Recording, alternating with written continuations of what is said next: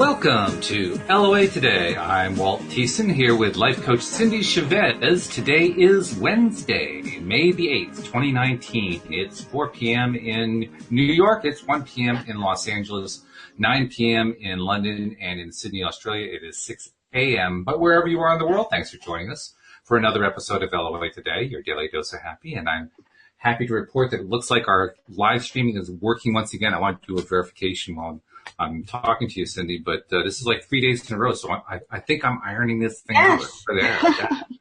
Yeah, which is a whole lot better than I for a bit there. I was a little bit afraid, like, oh no, am I getting back into the territory I was in a year ago? Remember everything? Right. Oh, technical issue, and I had to take that whole mindset, switch it around. In fact, I was doing that today because I realized I was dealing with problems. I said, no, we want solutions. We don't want problems. We want solutions.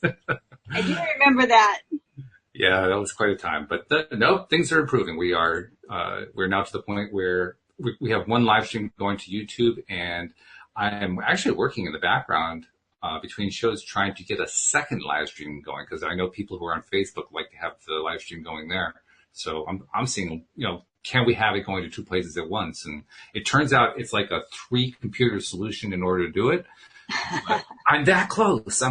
So yeah. Eventually you're going to have a big control room with screens. No, it's going to be like something out of, one of the big movies where they've got a, screen.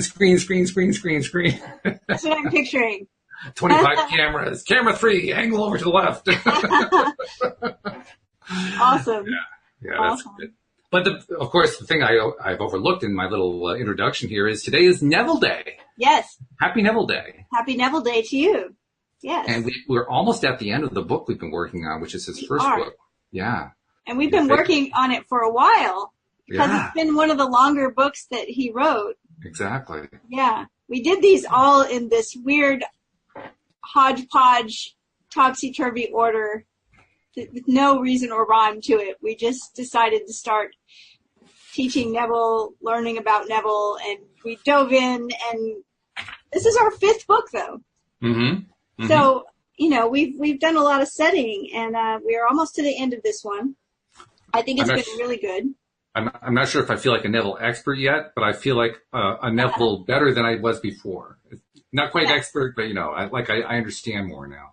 Right. I always say this, is that, I just like to entertain the idea that none of us are exemplars. We are all aspirants, right? Yes. We're all working on getting there. There's always something new to learn.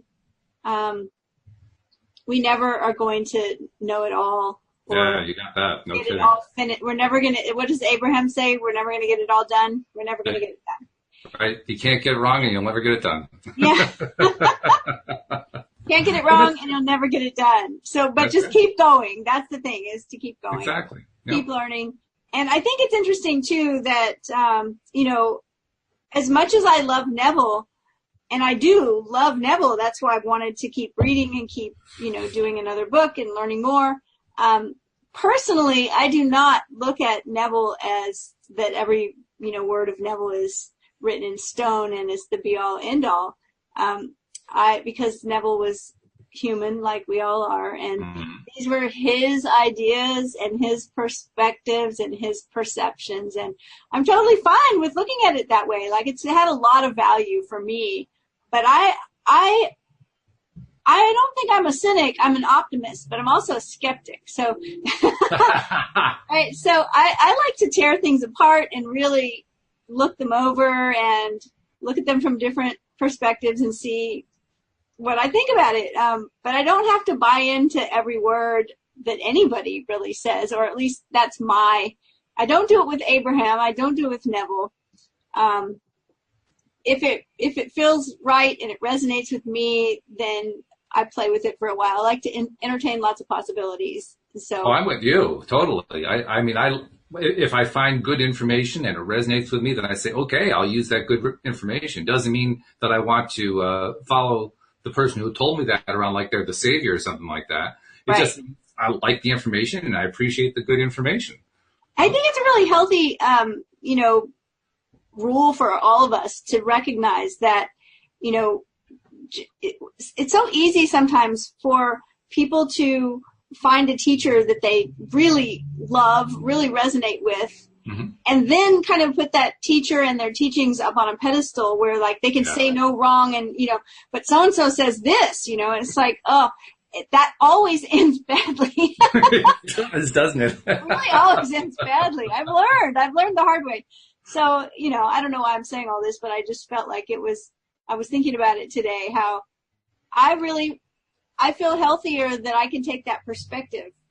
I feel better that I can research anything I want and then just decide, if I want to entertain those possibilities or not. Exactly. Yeah. So. And I think you actually do better when you're doing it, when you're doing it that way, because when you're getting it from multiple perspectives with multiple different ways of understanding it, all that can do is improve your understanding, unless you just allow yourself to trip up all over the place. But I mean, if you're exploring, and that's the kind of person you are, you're an explorer, you're the inquiring mind. I have the same kind of thing. When you have that, boy, just having all those perspectives gives you wonderful range that you can't get from just following one person or one guru or one external or not external, one inner being spirit or whatever you might want to be connecting into. It doesn't matter. Yeah. The fact that you're getting multiple perspectives. One of the things that I, recognize is that our level of consciousness is directly related to our lack of judging, right? Mm-hmm. Like the more judgy we get about something, the less we're able to consciously create at will. Because in order to do that, we really have to let go of a lot of judgment. And what happens when we're making this teacher right and that teacher wrong we're just miring ourselves in a lot of judgment all of a sudden. And so it's actually beneficial to the whole law of attraction process if we can just, like I know you've heard me say this before, and I got it from astrologer Carolyn W. Casey because I love it so much. She said, we don't need to believe anything. We can just entertain possibilities. It's so much freer for me to say, I can entertain that possibility. Mm-hmm. You believe this or that, that's when we get stuck. Yes. Well, plus, I mean, you look at it from the way, say, Abraham explains things with the two-ended stick. If we're focused on, well, that particular guru is wrong or that particular person's approach is wrong, we're on the wrong end of the stick. We're on the lack end here. We're on the end of the stick that's going to deliver all the stuff we don't want. Well, and that's a hermetic principle, that everything contains its opposite to some degree. Mm-hmm. And so there's always those two sides to the coin, and it does us a lot of good to focus on the side that's the side we want. We talk about that a lot, pivoting. Absolutely. But anyway, we are probably going to wind up this Neville book today. That's just unbelievable. This is definitely one of the biggest books that Neville did, and you're right. We've worked through almost all the chapters. We're almost there, but yeah. And so we've been talking about, and this book, it gives itself away with its title. If you follow Neville, and Neville, he uses he considered himself a Christian mystic. Yes. And he uses a lot of Christian scripture from the Christian Bible. Mm-hmm. And he always has ideas about what those things mean that are very much unlike what we hear in mainstream Christianity or, that kind of thing. But this one, I think he is focused there more than a lot of his other books. And it's obvious because the title is Your Faith is Your Fortune. And that's very appealing to a person that would call themselves a person of faith, right? And that would be a kind of Christian term, although there are many other faiths. But this is where he goes with this book, is his idea of what these verses mean. And it's way out there, but it's really good at the same time. So we're starting in chapter 26 today, where he's talking about, this chapter is about the Garden of Gethsemane.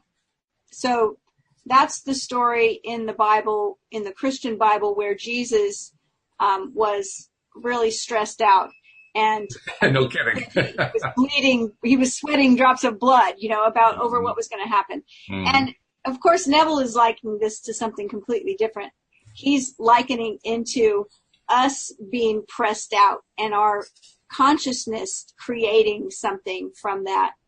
So he says here, and we're in the middle of the chapter, but I really love this idea. We have to remember this because this is key to conscious creating or any kind of law of attraction practice. He says, man cannot possess a thing and still desire to possess it at one and the same time. Very true. Right? It's like if I say I want something, I'm wanting it because I don't have it. So that's tricky when you don't have the thing and you're trying to attract it or create it, right? So he says, as one consciously appropriates the feeling of being the thing desired, this desire to be the thing passes. It is realized. Or in other words, he's saying the thing will come to pass. Another thing I like to kind of point out, he says this a lot, being the thing desired. And I like to kind of paraphrase that to say being the person that has the thing desired. Right? Yes. I mean, if I want to have a best-selling book, then I want to be a best-selling author, or I want to be the person that has a best-selling book, or whatever it is that I'm wanting. And so he's talking about that here. He's talking about consciously appropriating the feeling of being the person that has that thing. And he says that when we can do that, then the desire to be that owner of that thing or to be that thing will be realized. Right. Okay. The receptive attitude of mind, feeling and receiving the impression of being the thing desired, is the fertile ground or womb which receives the seed. And the seed, he says, is the defined objective. We use this analogy a lot. Now, he's using an analogy of two humans procreating. The seed, which is pressed out of a man, grows into the likeness of the man from whom it was pressed. He's talking about human conception. But we use the analogy of seeds a lot, right? Oh, yeah. We plant seeds of intention, and then we water them with faith and with, consciousness and assuming the feeling of the wish fulfilled. And then eventually we start to see buds, blossoms, fruit. He says, likewise, the mystical seed, your conscious claim that you are that which you heretofore desired to be, will grow into the likeness of you from whom and into whom it is pressed. Yes, Gethsemane is the cultivated garden of romance, where the disciplined man goes to press seeds of joy, which he says are defined desires, out of himself into his receptive attitude of mind, there to care for and nurture them by consciously walking in the joy of being all that formerly he desired to be. So Neville gets a little wordy here. Well, he also has some interesting concepts going on here. Right. I mean, among other things, he's talking about if you think of it as like a step-by-step process, you can kind of say the first step is to be in that state of joy. That's where, in his metaphor, you press the seeds. That's where you're defining your desires. And that's well, first of all, it's a great point, because so often so many people desire something not from a place of joy. Yeah. Desire it from a place of maybe being depressed, or from being angry or frustrated, or maybe just hopeful or something like that, but never joy. Or scared or worried, right? Yes, it's like, I really need this money to come in. I'm so worried I'm not going to be able to pay for, whatever. I mean, fear. Not realizing that that's working against them. And yeah. That's a common theme to Neville. It's a common theme to Abraham. It's a common theme to all the major teachers. But I love the fact that he starts with the idea that it has to be a state of joy. I mean, he doesn't say it has to be a state of joy, but that's what he's really driving at with that initial statement there.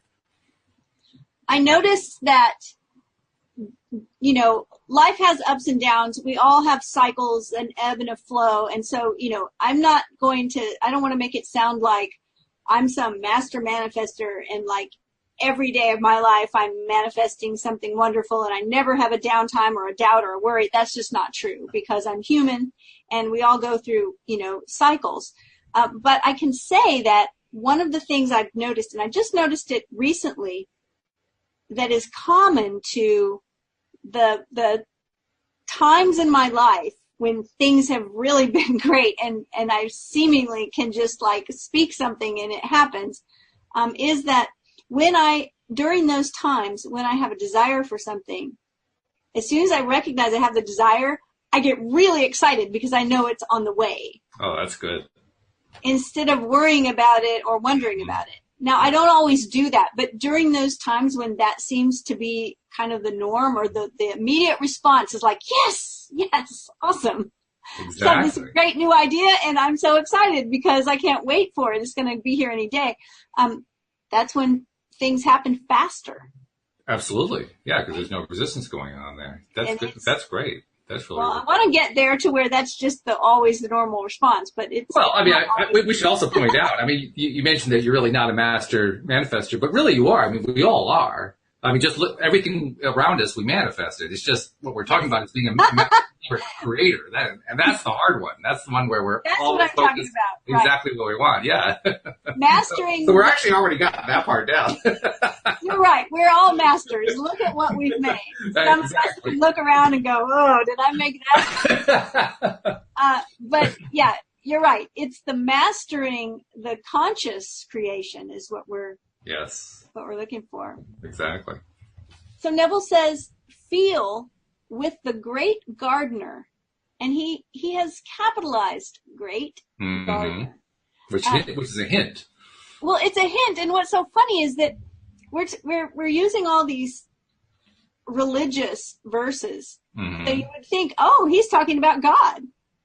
Like, right? Like, I mean, that's what I would think going into this reading, and he's using all these verses from the Christian Bible, and then he capitalizes the great gardener. It's like, well, that must be God. Well, he is in a sense, but he also has a very metaphorical meaning for God. So right, and that's the thing is that I know that Neville says, well, God is your consciousness. There it is, yeah. Giving our consciousness a beautiful little name here, the great gardener. Feel with the great gardener, the secret thrill of knowing that things and qualities not now seen will be seen as soon as these conscious impressions grow and ripen to maturity.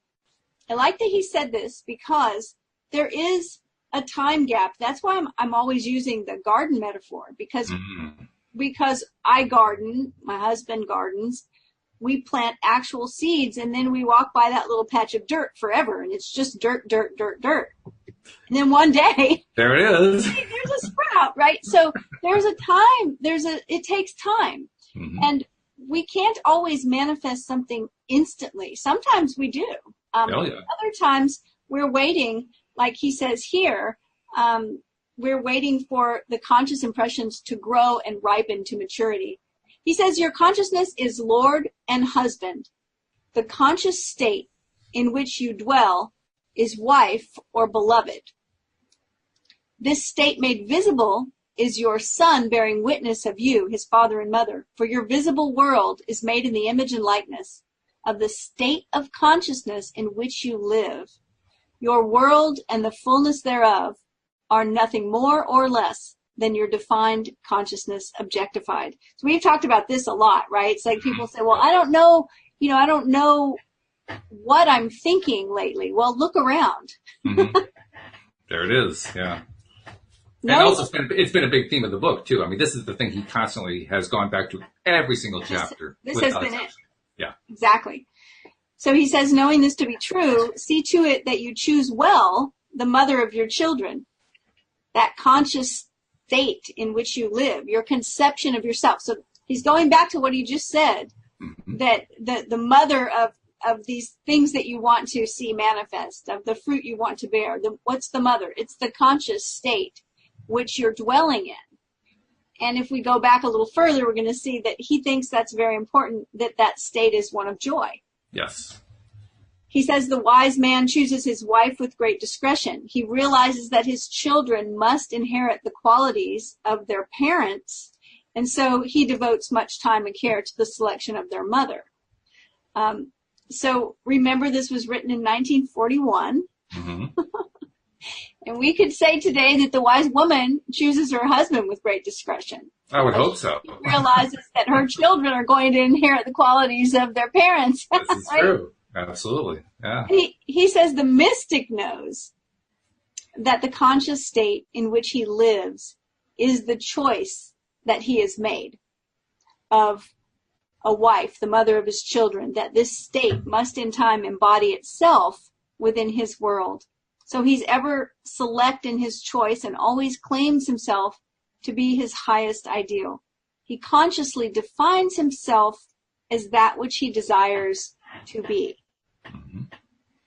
When man realizes that the conscious state in which he lives is the choice that he has made of a mate, he will be more careful of his moods and feelings. So in other words, when we recognize that our conscious state, that we're married to that conscious state, that we're going to be living with that conscious state, and that that conscious state that we're in is going to be what produces everything we experience, then we'll be more careful of our moods and our feelings. Well, I get the feeling he was very careful about making that particular analogy.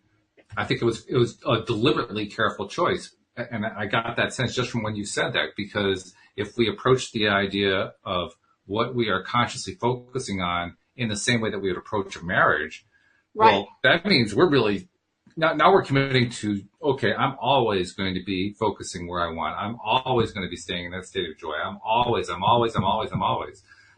it's quite a commitment. But yeah, I understand why he's saying that, because it's a way of reminding us, yes, you got to be committed to it. You can't just say, okay, I'm going to do it for 5 minutes and I'm done for the day. Yeah. And that's the thing, is that, our level of commitment is going to show us in the manifestations that we see, right? Mm-hmm. I mean, we're either interested in something or we're committed to it. He says he will not permit himself to react to suggestions of fear, lack, or any undesirable impression.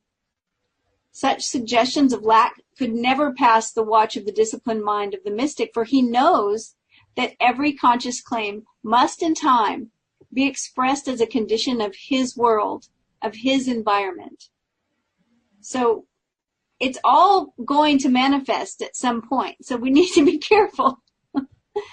Well, this is also careful. This is the Abraham concept too. This is the two-handed stick. This is the lack end of the stick, and you want to stay away from that. Has he mentioned the word lack before in the books that we've read? I can't remember if he had. I think so. Has he? Okay. Yes. But the point is that he is certainly focusing on the exact same concept, which is that if you're focusing on something with the feeling that you don't have it, you are guaranteeing that you won't have it. Right. So you want to stay away from that side. You want to be looking at the other side. That's why such suggestions of lack could never pass the watch of the disciplined mind of the mystic. Yeah. Exactly. So he remains faithful to his beloved, his defined objective, by defining and claiming and feeling himself to be that which he desires to express. Let a man ask himself if his defined objective would be a thing of joy and beauty if it were realized.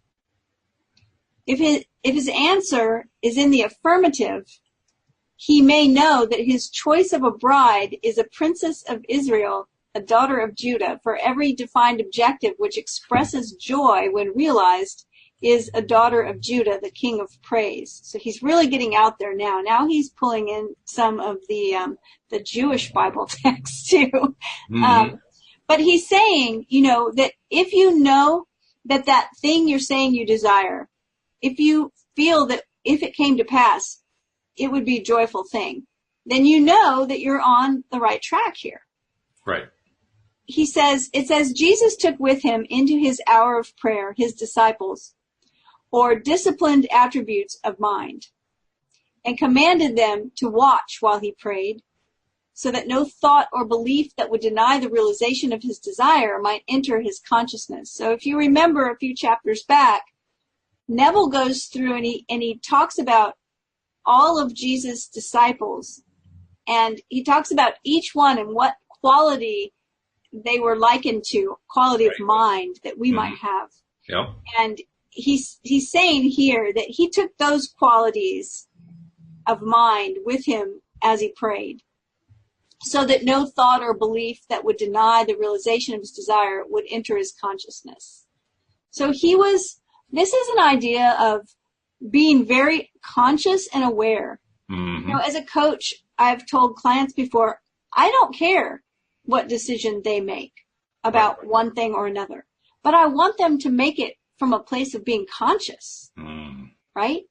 And that's what he's saying here, is that if we will be aware and we will commit to those qualities of mind, then those thoughts or beliefs that would deny the realization of our desire won't enter our consciousness. And that's what we're doing here. We're safeguarding consciousness because everything springs from that.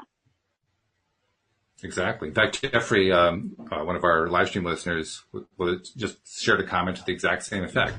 We basically underlining what we've already said. He says the most important relationship in our lives is our relationship with our own consciousness. Yes, absolutely. And that's exactly what Neville is trying to say here. I say trying because he can kind of get tangled up a little bit, but I think we're doing well. He says, follow the example of Jesus, who with his desires clearly defined, entered the Garden of Gethsemane, the state of joy, accompanied by his disciples, his disciplined mind, to lose himself in a wild joy of realization. So I'm going to read that back with just his definitions. Okay. Follow the example of Jesus, who had his desires clearly defined.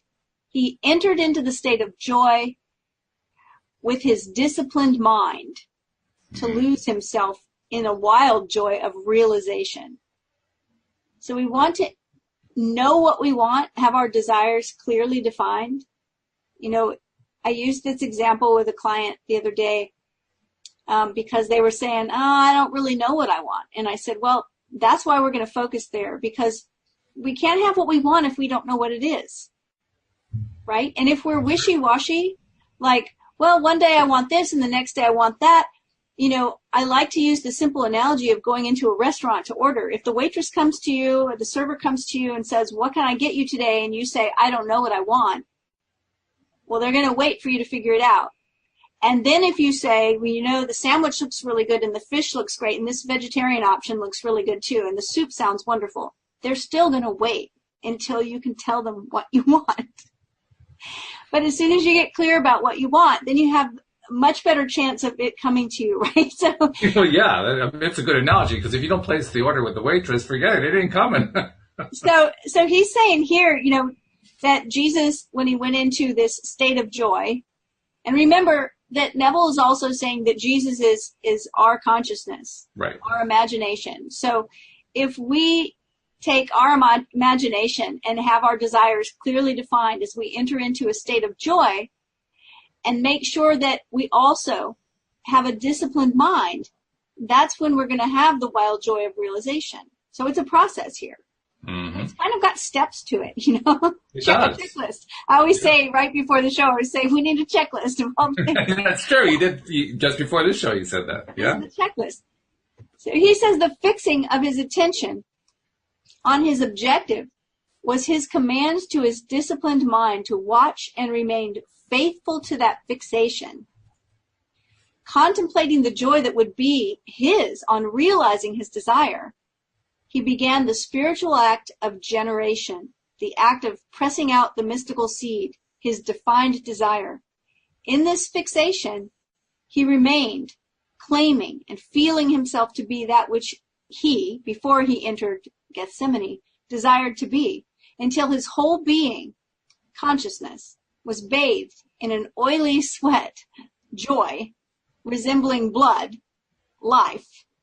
In short, until his whole consciousness was permeated with the living, sustained joy of being his defined objective, of being it, being his defined objective. There's a word I want to bring to our attention here. This is a law of attraction thing going on here, because this is a word I've been thinking about earlier this week. I'm sure you're aware there's many people who kind of debate the idea, well, should you be focusing on your wants or should you be focusing on your desires, because you don't want to focus on the lack end of the stick. And some people say, well, the desires are actually a much better way of saying it than wants, because wants is all about lack and so forth. And right. So I was kind of thinking about that whole discussion and realizing that really both of those words express lack, or both of those words can express having. They can work either way, but the big difference for me is desire is want with passion. So desire is where you have the passion built up in the wanting.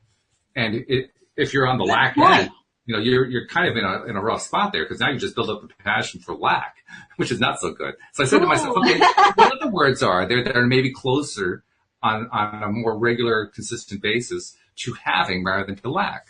And I realized that they're all relative, all the words that are available, but there are some words that I think are a little bit closer. One word that came to my mind was choose. To me, choosing more often than not is emphasizing the thing that we're wanting to have rather than lacking the thing that we have. Right. Because you can't lack when you're choosing. You certainly can be focusing on lack when you choose. But it's a little bit closer, I think. And then he used the word that I thought was even closer than that, and that's claiming. I claim that. If I claim that, yeah, there's still perhaps a little bit of a lack to it, but there's also a great deal of, that's mine. That's but if you're choosing something, that choosing and claiming both to me have the energy of you're there and you're getting the thing. You're saying, this is it. I choose this. Yes. I choose this. Yeah. So now, ultimately, all words are just words. So that's why they can be either way. They can be used toward the lack end, or they can be used toward the have end. No matter who you are, it's just depending on how you're using them.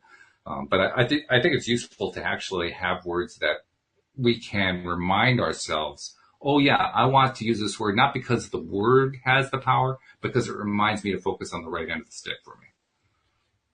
Yes, and our words are really powerful. And most of the time it's because our words are generated by our thoughts. Mm-hmm. Like if you have a thought enough times, eventually it's going to start coming out of your mouth, right?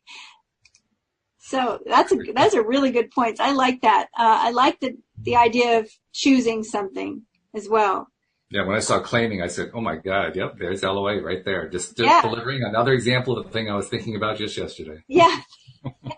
Happens a lot with our show, doesn't it? It's amazing. So Neville says, as this fixation is accomplished, so that the mystic knows by his feeling of joy that he has passed from his former conscious state into his present consciousness, the Passover or crucifixion is attained. This crucifixion or fixation of the new conscious claim is followed by the Sabbath, a time of rest. There's always an interval of time between the impression and its expression. That's important to remember. We were talking about that a minute ago. I was just going to say, it sounds like you just said it, except he's saying it in his more metaphorical terminology, but it's the same concept. Yeah, between the conscious claim, there's your word, between the conscious claim and its embodiment. Mm-hmm. Now he says this interval is called the Sabbath, the period of rest or non-effort, the day of entombment. So really, really interesting here that, when we choose something and we're able to step into that place of consciousness where we are feeling the joy of already having it, we'll stop the efforting and striving because the thing is a done deal. Yes. That's what he's talking about here, is recognizing that and letting go of all that striving for the thing, because we don't have to strive for it. It's done. He says to walk unmoved in the consciousness of being or possessing a certain state is to keep the Sabbath. all of his metaphors crack me up. Wow. The story of the crucifixion beautifully expresses this mystical stillness or rest. We are told that after Jesus cried out, "It is finished," he was placed in a tomb, and there he remained for the entire Sabbath. It's cracking me up because I'm thinking, well, I don't know if all the people in history that have been crucified would agree with Neville that it was this beautiful expression of stillness or rest. Well, maybe not during it anyway. Afterward. Yeah, no, not during. Maybe after. When the new state or consciousness is appropriated, so you feel by this appropriation fixed and secure in the knowledge that it is finished, then you too will cry out, "It is finished," and will enter the tomb or Sabbath, an interval of time in which you will walk unmoved in the conviction that your new consciousness must be resurrected or made visible. So this is when you know it's a done deal. Mm-hmm. You know it. And, I love to use that example that we used earlier about ordering something in a restaurant, because we have no problem with that kind of faith, right? If I tell the waitress that I want whatever, the club sandwich, and she goes off to get it, I don't sit there and worry and fret that it's never going to show up. That's true. Now, if 45 minutes goes by, then I start worrying and fretting. We start making jokes about, what are they doing? Are they still trying to track down the cow? I mean, what's going on here?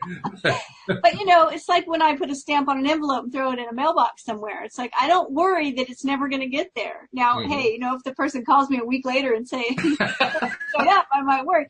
But there is that time period, and that's the faith. It's like, oh, good, I mailed it. It's done. It's on its way. He says, Easter, the day of resurrection, falls on the first Sunday after the full moon in Aries. The mystical reason for this is simple. A defined area will not precipitate itself in the form of rain until this area reaches the point of saturation, just so the state in which you dwell will not express itself until the whole is permeated with the consciousness that it is so, it is finished. I have no idea what he's talking about, the rain, but maybe you do. Let's see, where does the rain fit in? That's a good question. I'm not sure. There is, he may actually address it in the next part of it. Okay, let's go forward. He says, your defined objective is the imaginary state, just as the equator is the imaginary line across which the sun must pass to mark the beginning of spring. This state, like the moon, has no light or life of itself, but will reflect the light of consciousness, or the sun. I am the light of the world. I am the resurrection and the life. As Easter is determined by the full moon in Aries, so too is the resurrection of your conscious claim determined by the full consciousness of your claim, by actually living as this new conception.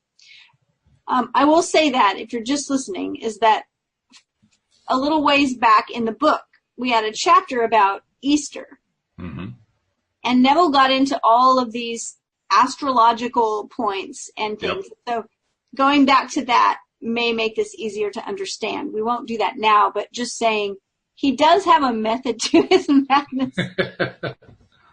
He does. He says, most men fail to resurrect their objectives.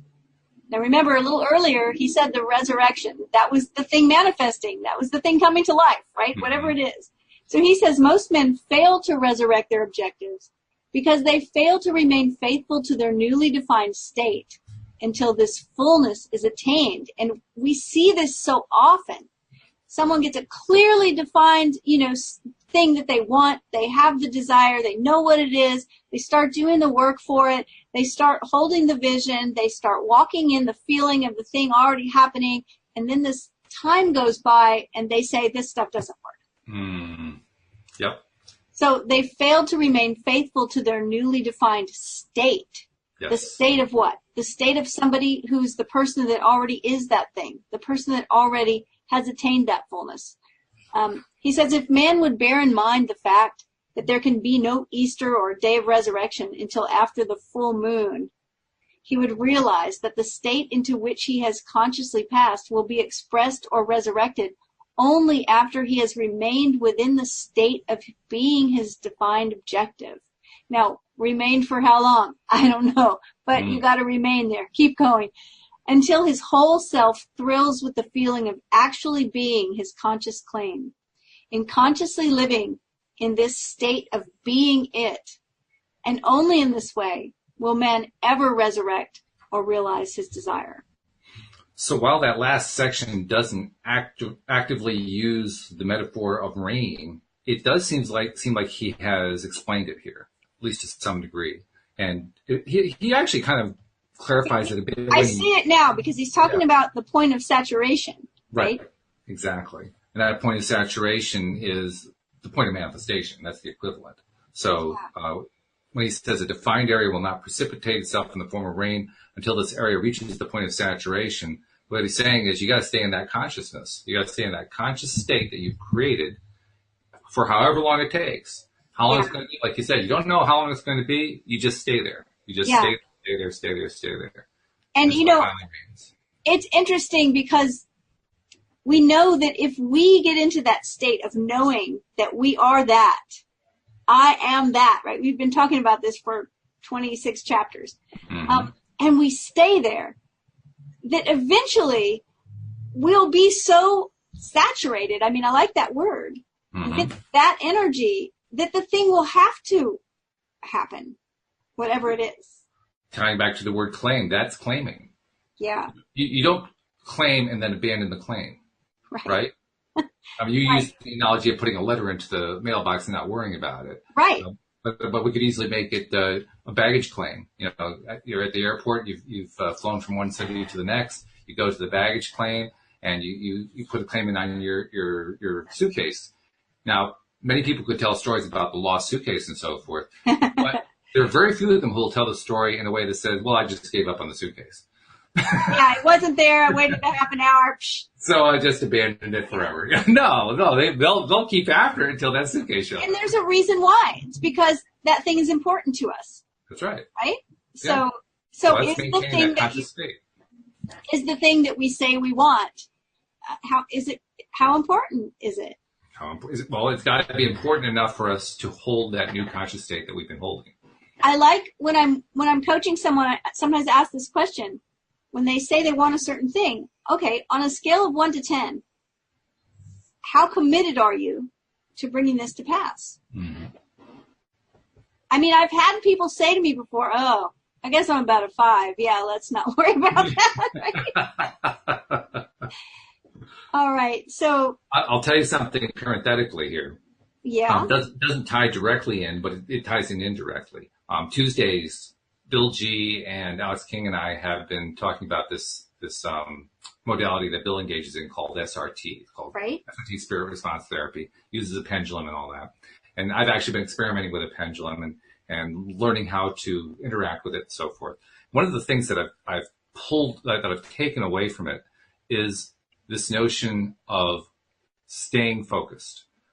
And staying focused, and this is the part that's hard to explain, staying focused by not trying to stay focused. With the pendulum, I've been doing some experiments, and one of the experiments I've done is I've used a chart that's basically a chart of all these wonderful possibilities, and I ask the chart, which one should I be focusing on? And I'll let the pendulum show me. In other words, I'm not committed to it has to be item 3. Right. I'm saying I'm open to what's coming here. Show me what it is. I'm going to maintain my belief that it's coming, but I'm going to leave it up to you, universe, or you inner being, or you God, or whatever you want to call it. Right. I'm going to leave it up to you to tell me what's the next thing coming. And when you do it that way, now it's a lot easier to maintain that consciousness. Now it's a lot easier to maintain that new conscious state started from a point of joy and maintain right through to the point where whatever X is shows up. I like it. And I was looking around because there was a pendulum somewhere around here that I was going to show you, but okay. Well, I'll tell you what, I have been enjoying working. When Bill brought this whole thing up with the pendulum and SRT and so forth, I was a little skeptical, and then I bought a pendulum just to play with it and just to see what would happen. And I found out, only to my delight, that I could get very, very consistent results out of it. Uh-huh. And I realized that a request that I had put out about a year ago had finally come true. I had put out the request. I wanted to have a very consistent way to be able to converse with my inner being. And I never found a really consistent way where I always knew, well, this is my inner being saying yes. This is my inner being saying no. This is my inner being saying X. I had not found that yet. Right. But with the pendulum, I found it. Because I was consistently getting yeses when I should be getting yeses and no's when I should be getting no's. I thought, cool, it's not a full conversation yet, but at least I got the yeses and no's down. Excellent. Congratulations. Yeah. So when you're talking about maintaining that conscious state, for me, that's a great way to learn that conscious state. Because when I'm getting that really good connection with the inner Walt, as I like to call it, then it feels like I can stay there. It doesn't feel like anymore, oh, this is a waste of time. It doesn't feel anymore like this isn't going to happen. And now it's like, oh yeah, I can stick with this. I don't have to worry about the result hasn't gotten here. I've got a connection going on here. And also, you automatically open your awareness when you're doing that, right? You can't just you have to be aware. So it's like, Absolutely. It's a nice exercise for that too. Yeah. So guess what? We have only one chapter left. I don't know if I can handle this. We're going to finish this book today. It's a short chapters too, so we have no excuse. I think we can do it. And when I read the title is A Formula for Victory. I like that. I thought, okay, let's just dive in. I think we can do it. Let's see how this book winds up. So Neville starts as usual with a verse from the Jewish Bible. It says, "Every place that the sole of your foot shall tread upon, that have I given unto you." Joshua 1:3. It says the majority of people are familiar with the story of Joshua capturing the city of Jericho. What they do not know is that this story is the perfect formula for victory under any circumstances and against all odds. It's recorded that Joshua was armed only with the knowledge that every place that the sole of his foot should tread upon would be given to him. That he desired to capture or tread upon the city of Jericho, but found the walls separating him from the city impassable. It seemed physically impossible for Joshua to get beyond these massive walls and stand upon the city of Jericho. Yet he was driven by the knowledge of the promise that regardless of the barriers and obstacles separating him from his desires, if he could but stand upon the city, it would be given to him. The book of Joshua further records that instead of fighting this giant problem of the wall, Joshua employed the services of the harlot Rahab and sent her as a spy into the city. As Rahab entered her house, which stood in the midst of the city, Joshua, who was securely barred by the impassable walls of Jericho, blew on his trumpet 7 times. At the 7th blast, the walls crumbled, and Joshua entered the city victoriously. To the uninitiated, this story is senseless. To the one who sees it as a psychological drama rather than as a historical record, it's most revealing. If we would follow the example of Joshua, our victory would be similarly simple. Joshua symbolizes to you, the reader, your present state. The city of Jericho symbolizes your desire or defined objective. The walls of Jericho symbolize the obstacles between you and the realization of your objectives. The foot symbolizes the understanding. Placing the sole of the foot upon a definite place indicates fixing a definite psychological state. Rahab, the spy, is your ability to travel secretly or psychologically to any place in space. Consciousness knows no frontier. No one can stop you from dwelling psychologically at any point or in any state in time or space. Regardless of the physical barriers separating you from your objective, you can, without effort or help of anyone, annihilate time, space, and barriers. Thus, you can dwell psychologically in the desired state. So although you may not be able to tread physically upon a state or city, you can always tread psychologically upon any desired state. By treading psychologically, I mean that you can now, this moment, close your eyes, and after visualizing or imagining a place or state other than your present one, actually feel that you are now in such a place or state. You can feel this condition to be so real that upon opening your eyes, you're amazed to find that you're not physically there. A harlot, as you know, gives to all men that which they ask of her. Rahab, the harlot, symbolizes your infinite capacity to psychologically assume any desirable state without questioning whether or not you are physically or morally fit to do so. That's funny. You can today capture the modern city of Jericho or your defined objective if you will psychologically reenact this story of Joshua. But to capture the city and realize your desires, you must carefully follow the formula of victory as laid down in this book of Joshua. This is the application of this victorious formula as a modern mystic reveals it today. Of course, we know the modern mystic is Neville. Mm-hmm.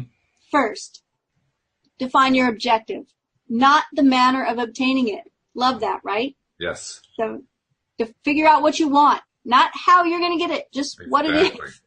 But your objective, pure and simple, know exactly what it is you desire, so you have a clear mental picture of it. Secondly, take your attention away from the obstacles which separate you from your objective and place your thought on the objective itself. So this is the pivot, right? Take your attention away from the lack, away from the things that are getting in the way, away from the obstacles, and place your thought on the objective. Focus on what you want, not on what's keeping you from it. Mm-hmm. Thirdly, close your eyes.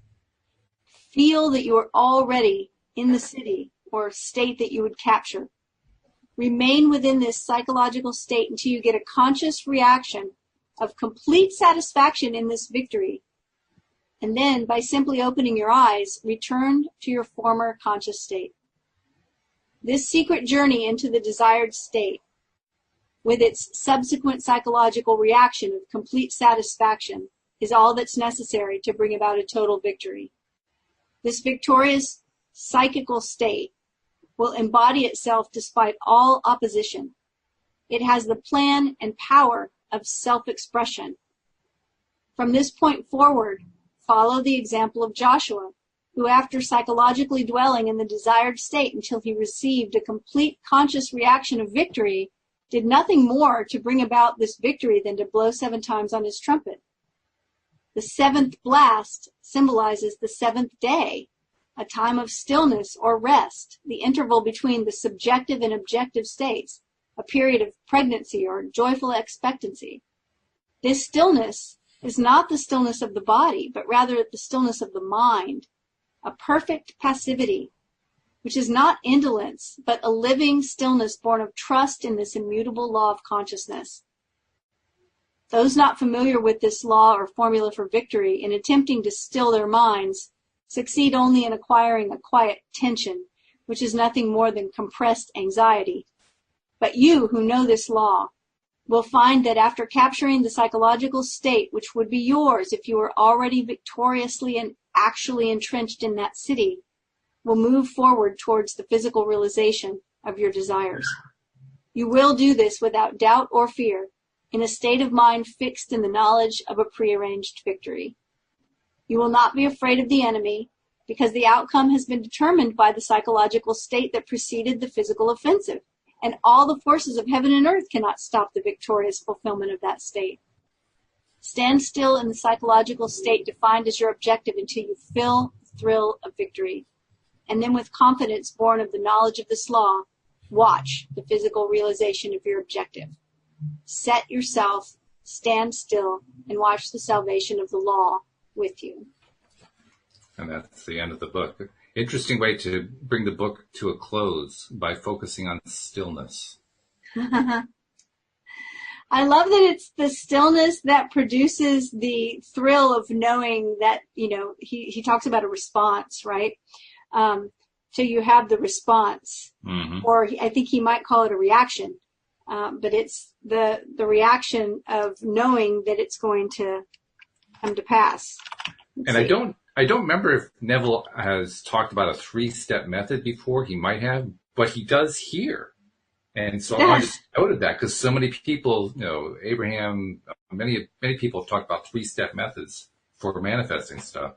Right. I want to go over it again. First, define your objective, not the manner of obtaining it, but your objective, pure and simple, and know exactly that it is your desire so that you have a clear mental picture of it. So that's first. Secondly, take your attention away from the obstacles which separate you from your objective and place your thought on the objective itself. So that's a little bit different from what some of the other 3-step processes are, but it's a good point, taking your attention away from the obstacles. That's taking your attention away from what you don't want. Well, it's definitely the pivot. It's the pivot. It truly is. Yeah. And then thirdly, close your eyes and feel that you are already in the city or state, I like that, that you would capture. Remain within the psychological state until you get a conscious reaction of complete satisfaction in this victory. That's the Neville 3-step process, I think. And I've often wondered, what is it? Well, there it is, right there. That's it. The only thing that was missing is his phrase that you've often referenced, assuming the feeling of the wish fulfilled. He says it here as close your eyes and feel that you are already in that city or state that you would capture. But same concept. Yeah. And knowing that it's the first book, he might not have brought that in yet. Yeah, I may not have formed that wording yet. That's true. Yeah. But I'm still caught by the fact that this is all about stillness. I mean, today we would call that a meditative state. Yeah. Just stilling the mind, calming everything down, step by step, bringing it to the point where the mind is less and less off and going off on tangents, and you just gently pull it back and so forth until finally you get to the point where it's just stillness, just total stillness. And note that he says here in the third step where he's talking about that, he says, that he wants you to remain in that state until you get a conscious reaction of complete satisfaction in the victory.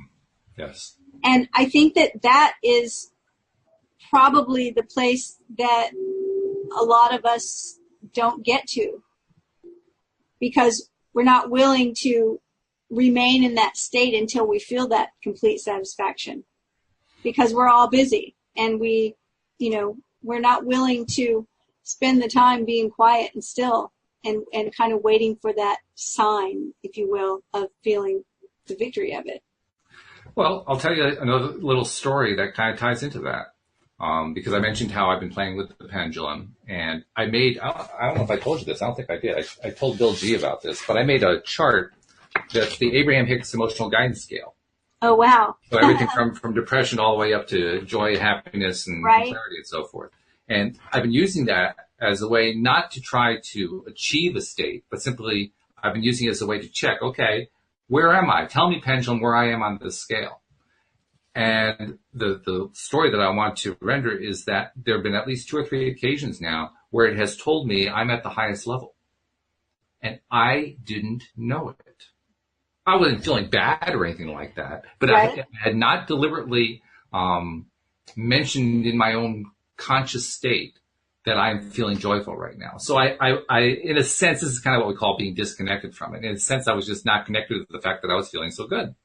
But so did you recognize it after? Did you become aware Yes. of that's true and I'm just not even recognizing it? Yeah. And then and that's the rest of the story, because as I did that, first of all, I kind of left a piece of the story out. I had also instructed my inner being to use the pendulum to tell me how intense the feeling was of whatever state I was in, and to show the intensity by swinging further in a longer arc.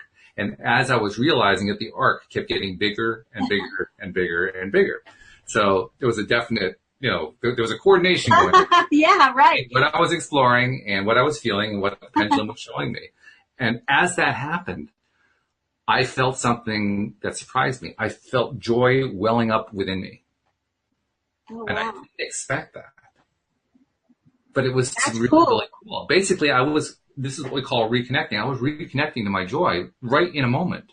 Well, it's really interesting because what you're telling me says that we can be so disconnected or unaware of what's going on within our own selves that we're not even appreciating it or recognizing it.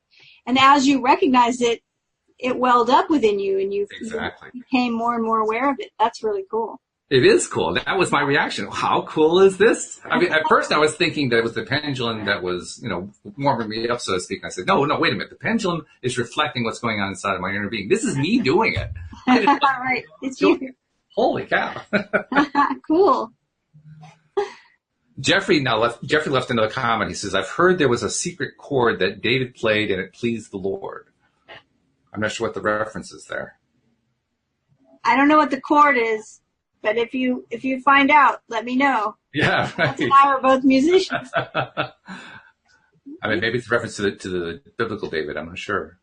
Yes. But, yeah. Yeah.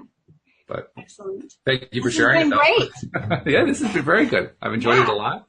Next time we're together, I think we'll start a new book if everybody thinks that's a great idea. Well, we've been talking about, you and I talked about it before the show, what that book might be. I'm not sure we should announce it just yet, but I'll announce it through the promos. So I'll invite everybody to pay attention to the notices that we put out there. And I'll remind everybody, if you're not yet a subscriber, please become one, because that's how you find out what the next book is. And that's how you follow us along as we go along. And be sure that you're sharing the fact of this, that you're subscribing as well. And feel free to drop in on the live stream too. because most of our listeners are podcast listeners, but, we like to have people joining us on the live stream too. So, Cindy, thank you for leading us through Your Faith is Your Fortune. We appreciate thank you for having me. You've been doing great research, I got to tell you. Your clarity is wonderful. Tell people again how they can reach Cindy Chavez, the life coach, too. They can reach me on my website, cindychavez.com, CINDIECHAVEZ. I would love to hear from you. Reach out. Give me a shout. Say hello. Sounds great. All right. Thank you all once again. We'll see you all next time here on LOA Today. Goodbye, everybody. Bye, everyone.